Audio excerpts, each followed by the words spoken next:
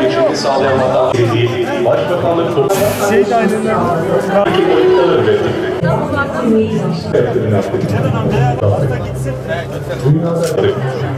Bitlis'te çiftçilerimize toplam beraber ıslandık yar yanımda. Şimdi dinlediğiniz tüm şarkılarda bize her şey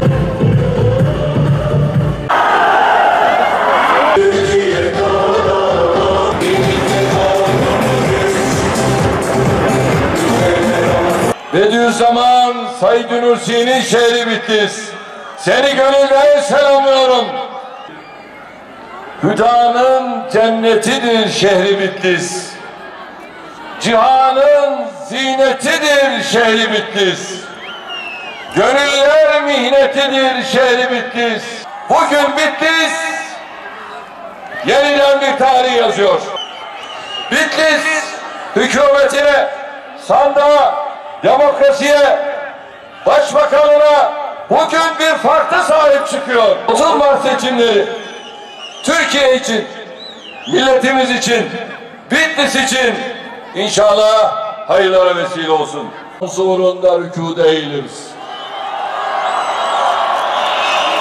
Başka hiçbir güç bizi eğdiremez. Dik duracağız, dikleşmeyeceğiz. Şahsiyetler yetiştirdi. Büyük alimlere okul oldu.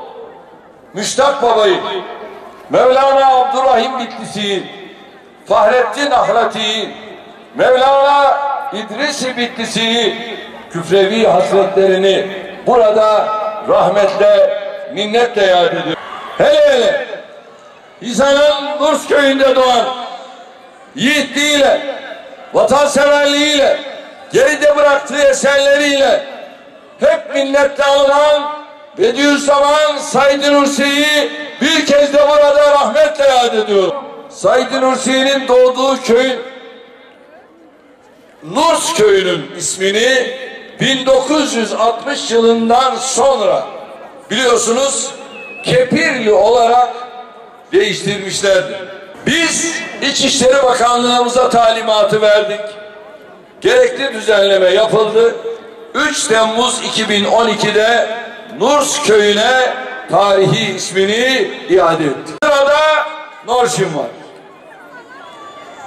Siirt'te Aydınlar ismi çıkardığımız yasayla Tillo ismine kavuştu.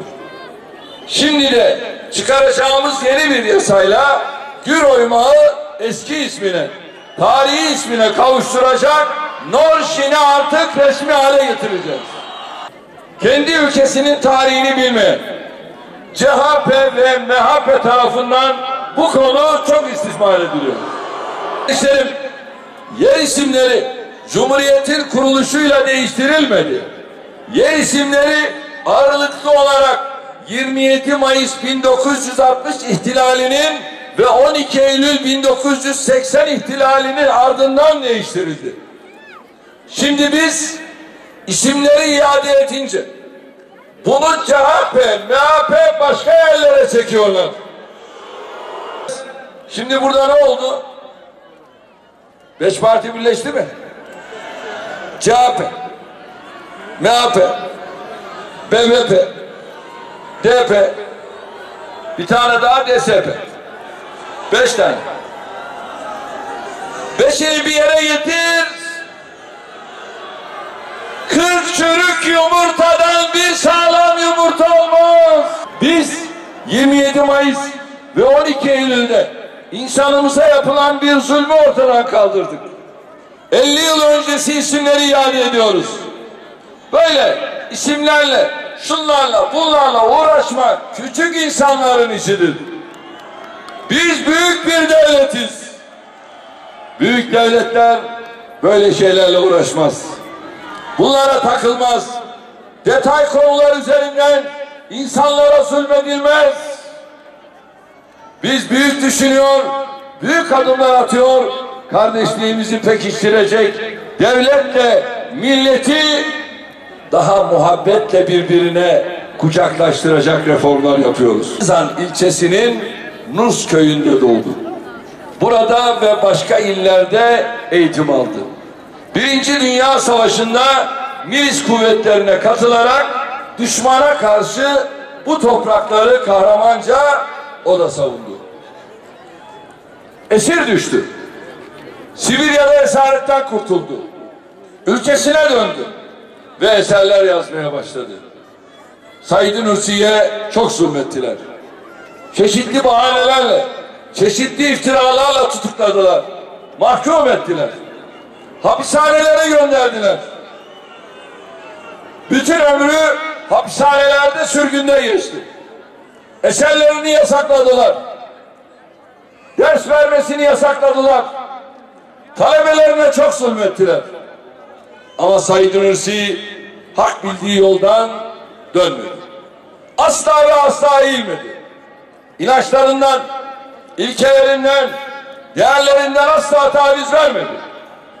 Kendisine yapılan o kadar zulme rağmen ilimden, konuşmaktan, yazmaktan, talebe yetiştirmekten başka yollara hiç tevessül etmedi. Kendi ülkesinden kaçıp gitmeyi aklının ucundan bile geçirmedi. Hapislere rağmen, sürgünlere rağmen ülkesini, vatanını, milletini terk etmedi. Kardeşlerim, bu eser İşaretül İcaz kitabı. Said Nursi hayattayken Diyanet İşleri Başkanı'na mektup yazmış. Risale-i Nur kitaplarının Diyanet tarafından basılmasını, çoğaltılmasını rica etmişti.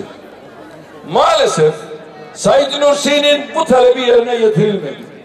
Tam tersine tek parti CHP iktidarı tarafından 27 Mayıs sonrası kimi hükümetler tarafından Risale-i Nur yasaklandı.